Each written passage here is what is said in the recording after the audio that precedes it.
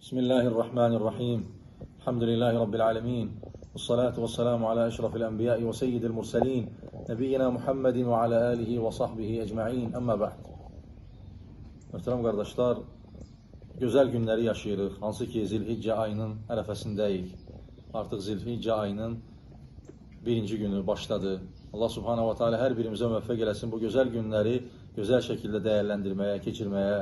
Alimlər o günlərin fəziləti haqqında 6 dənə gözəl fayda xatırladılar. İstədim ki, onları xatırladım sizlərə. Birincisi, ma'rifətukə ennəhə xayru əyyəmid dünya. Bilməlisən ki, o dünyanın ən xeyirli günləridir. İlin ən xeyirli 10 günüdür. Və ikincisi, ennə təvabud ta'ati fihə mudaaf.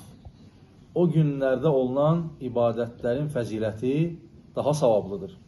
Və üçüncüsü, ennəllaha əqsəmə bihə liya'təniyə bihəl ibad. Allah subhanahu wa ta'ala o günlərə and içir. Necə ki, Fəcr surəsində buyurur ki, vəl fəcr və ləyəlin aşr. And olsun Fəcr, dan saat vaxtına və sonra deyir, və ləyəlin aşr, 10 günlərə. O 10 günlər artıq girib, biz onun ərəfəsindəyik. Və sonra beşincisi, ənnə iltinamuha dəlilun min dələilil iman və min şə'ni el-mütəcirinə ma'ar-Rahman. Və beşincisi, möhtərəm qardaşlar, onu keçirmək, onu dəyərləndirmək imanın sübutudur. İmanın dəlilidir. Allah subhanahu wa ta'ala ilə olan, ahirətlə olan ticarətdir. Çünki xeyirli günlərdir. Hər bir xeyir əməlin fəziləti o günlərdə daha savablıdır.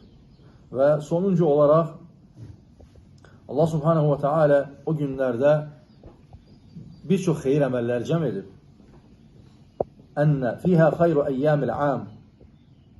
O günlərdə ən gözəl, ən fəzilətli günlərdir və o günlərdə cəm olub yevm-i Arafə və yevm-i Nəhr, Ərəfə günü. Çünki ilin ən fəzilətli günü Ərəfə günüdür və o gün orada cəm olunur. Və ikincisi isə yevm-i Nəhr, hansı ki bayram günü, hansı ki qurban kəsdiyimiz gün. Allah subhanahu wa ta'ala'ya insanların qurbanla yaxınlaşdığı gündə, bu günlərin sonunda gəlir. Və elhamdülillah, biz bu günləri bugün Allah müvəffəq edib yaşayırıq, çalışmalıyıq ki, onları gözəl dəyərləndirək və ildə bir dəfə gəlir.